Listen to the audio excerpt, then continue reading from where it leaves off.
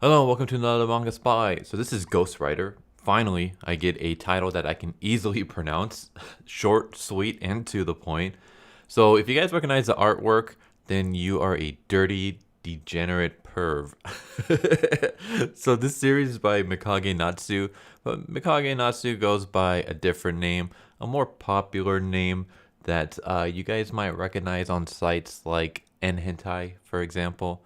So yes, this series is actually by a hentai artist, which is very surprising because there's no hentai whatsoever or anything even close to hentai. There's really no fan service. Well, let me rephrase that. In the newer chapters, there's a new villain that's introduced, and she is very hentai. Like seeing pictures of her, you can easily tell that this was drawn by a hentai artist.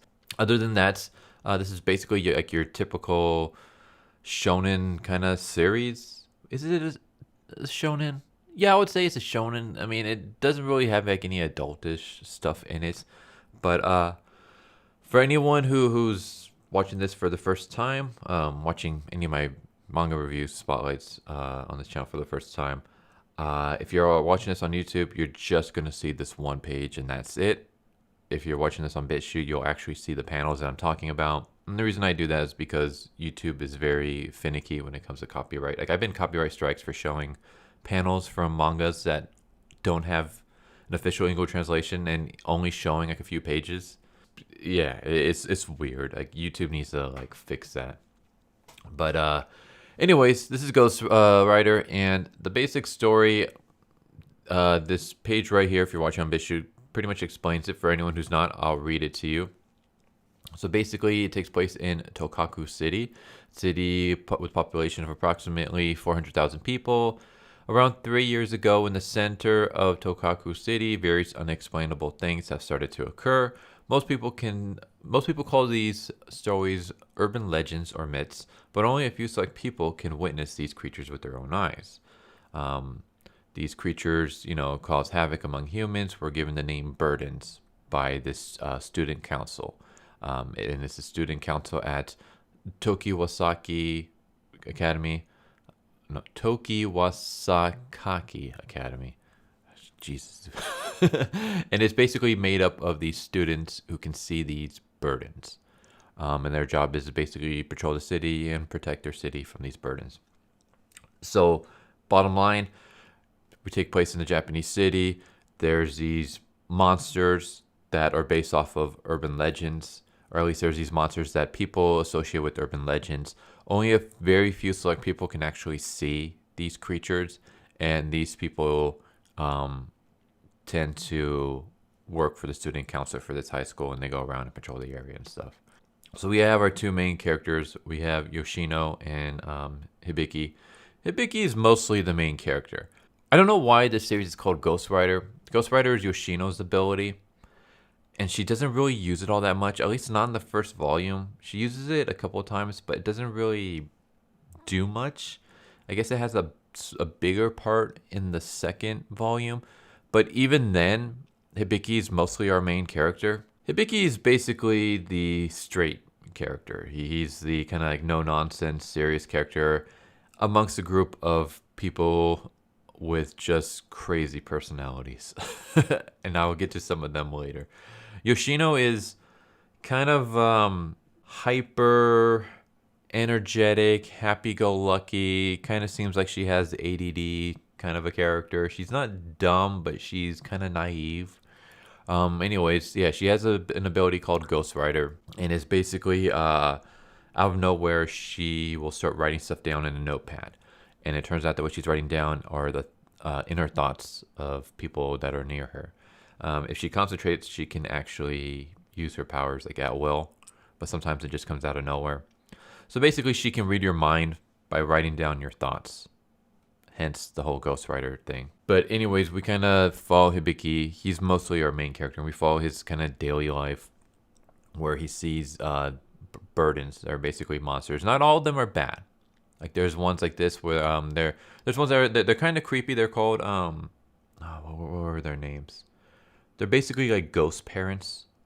But what they do is they basically come to school and they kind of watch the kids, and sometimes they'll give the kids answers to like questions and stuff like that. And it's kind of funny because in this, they're kind of just almost like a throwaway gag. Like Hibiki just kind of sees a couple of them and just kind of mentions that he has the ability to see these creatures, and then they're kind of not seen again. But then they come back later on in the series and actually play a bigger part.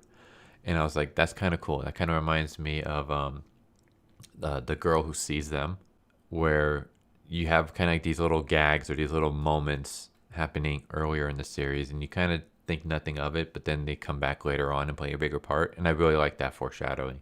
Like as a writer myself, I try to do that constantly with my stuff. Like I try to leave little hints and foreshadows and basically what I call brick jokes. Well, I don't call them brick jokes. Brick jokes are what they're actually called, where you basically lay the foundation for a joke somewhere like in the middle of the story, and then later off, like almost near the end or whatever, you pay it off. Basically foreshadow. You foreshadow something and then you play it off later on. Like I love that. It just, to me, that it makes the story so much better when you don't have things coming out of nowhere. Like you're like, oh, that makes sense because that happened earlier. But it's so like when it happened earlier, it was such a small little thing that you don't really pay attention to it. I don't know. Like I love that. Anyways, one day he sees this dude with just a paper bag on his head dancing around. And this character kind of reminds me of I forgot his name. The one character from Guilty Gear, the dude with the paper bag on his head. Because he's kind of like that. Well, is this like a Japanese thing? Like a dude, like an eccentric person with a paper bag on their head? Like is that some kind of Japanese legend or whatever? I'm just asking because it's in this, but it's also in Guilty Gear. So I don't know if maybe the mangaka just kind of got inspired by Guilty Gear, or if they're both based off of some kind of legend or something. But yeah, he's basically just an eccentric dude with the paper bag on his head that kind of dances and talks in riddles and cryptic and all that stuff. And he basically kind of warns Hibiki about his friend Yoshino kind of being in danger. And we cut to Yoshino where she sees like this girl who's like super depressed, and she's kind of like asking her, like, hey, like what's wrong? Like, do you need help with anything? And Yoshino basically writes on a piece of paper to kind of read her thoughts, and realizes that this girl is going to kill herself, and because she feels like she's alone. And then all of a sudden, when Yoshino like saves her, this creature called number one arrives, and the creature just looks freaking weird. It's almost like this weird statue with multiple people coming out of its body, and they're all doing like weird things. Like one of them's kind of like playing in an instrument. The other one kind of has like a waiter dish. The other one's doing karaoke. Another one's playing with a ball. It's just like this weird, almost kind of like something you'll see at a like JoJo with the poses that it's striking. And Hibiki basically finds this creature and leads it away from his friend Yoshino. And then we see Hibiki's power. And Hibiki's power is basically he grabs his tie, pulls it off, and then he's able to straighten his tie into a blade. So he basically fights with a tie sword. I was like, all right, that's kind of interesting. And it's not only is it like a tie sword, but he can also kind of use it as a whip. Basically, he makes it so his tie can cut things. So he mostly uses it as a sword, but later on he uses it to fight this like nutcracker, and he kind of uses it as a whip. And I was like, all right, that's kind of like a cool, interesting like ability I haven't really seen before. Anyways, he fights this creature, and the fight scenes are pretty good. Like it's better than I was expecting from a hentai artist, because hentai artists are usually known for drawing other types of actions rather than fight scenes, if you know where I'm getting at. But yeah, he basically cuts this creature down, kills it, and as he does so, the president for the student council and his right-hand man basically witness this, and they discovered that Hibiki and Yoshino have abilities, and they basically want to recruit the two.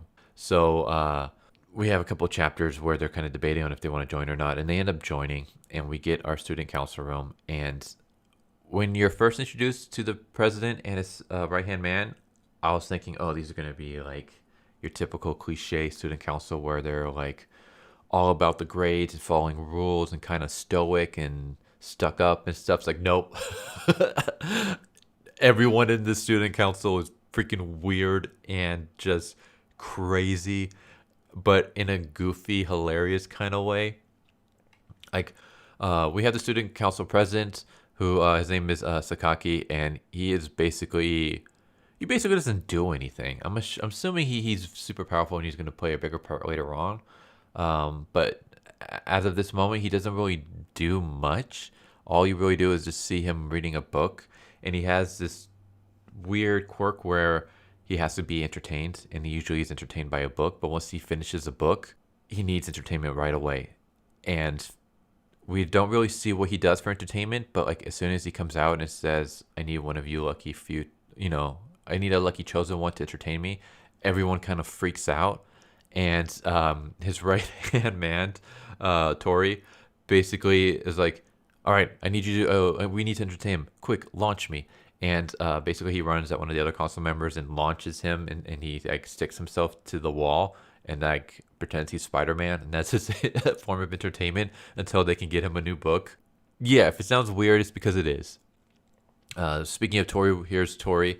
He like when you see him, like I'm thinking, oh, he's the way he's dressed, the whole glasses thing. He's gonna be the stoic kind of stuck up character. No, he's actually pretty awesome. His ability is weird. His ability is basically called Cupid, and what it does is like he can stick anything to his skin, and that's kind of it.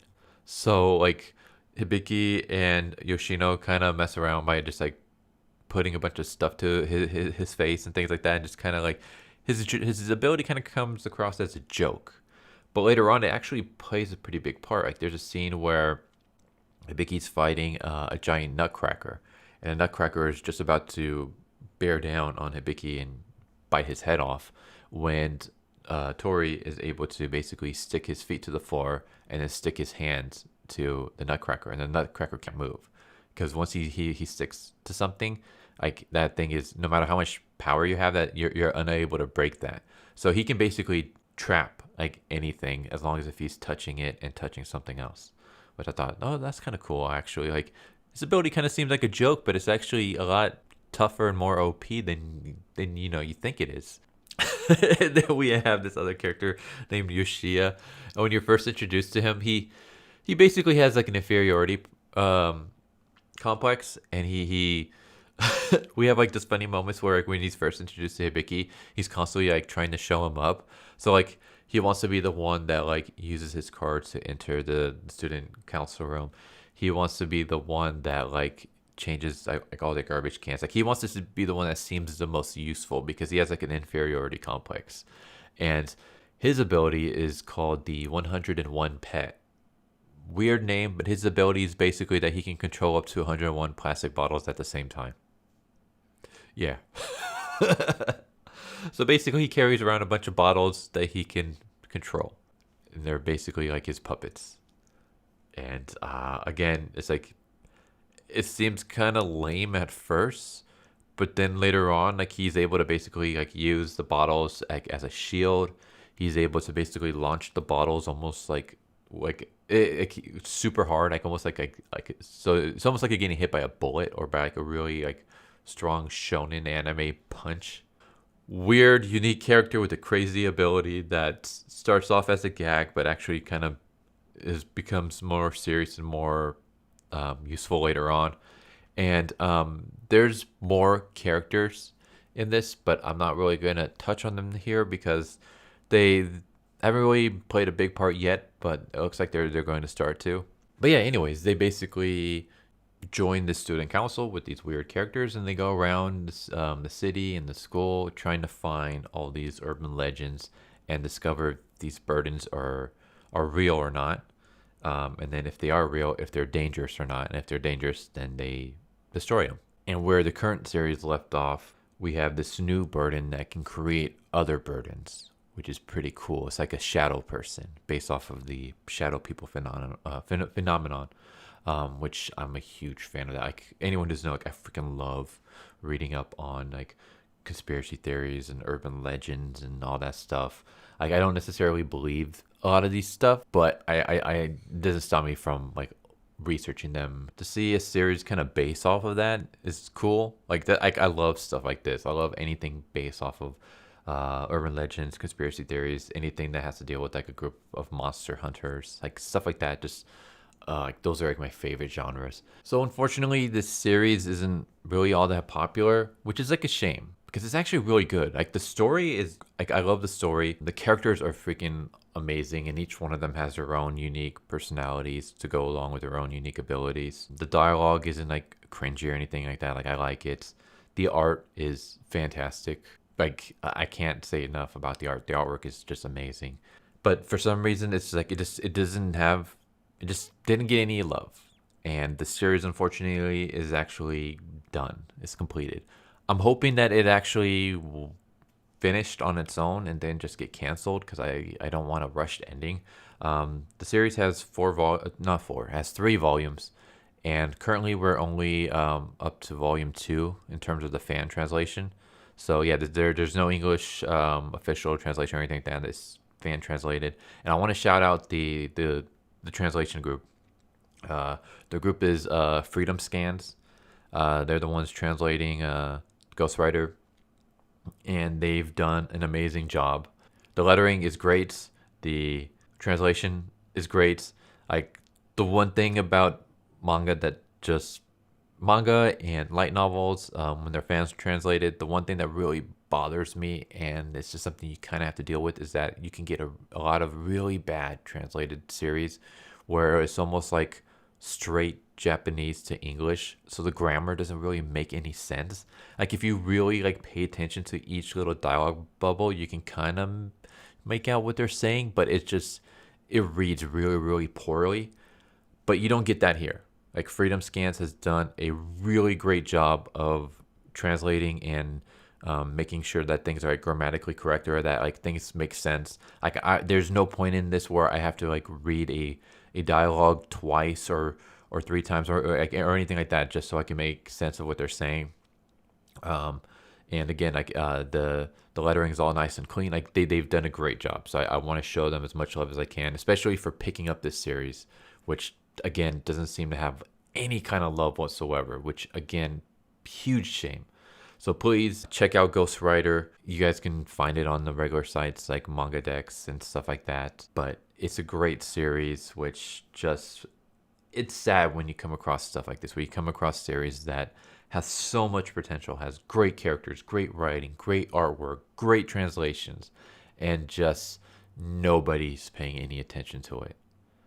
Meanwhile, you get like other stuff that's just poorly translated, terrible art, cliche dialogue and characters, and just nothing new, and like that's all anyone talks about. It's just, that's kind of the whole reason why I've done manga spotlights. I only wish my channel was bigger so that I can help bring more attention to some of these projects. But yeah, please check out Ghostwriter. Freaking amazing series. Highly recommend it. But anyways, that's it for today's video. Tell me what you guys think. If you guys are watching this on YouTube, please subscribe, hit the bell for notification, leave a like if you enjoyed the video, dislike if you didn't. Feel free to comment down below. And if you're watching this on BitChute, again, subscribe, hit the bell. No, there is no bell. Just subscribe, leave a like if you enjoyed the video, dislike if you don't. Feel free to comment down below. I don't really get any comments on BitChute. I do on YouTube sometimes. Sometimes I don't. But yes, please read this. And if there's any series out there that you guys recommend, let me know and I will check them out. But I hope you guys enjoyed the video and I hope to see you guys next time. Later.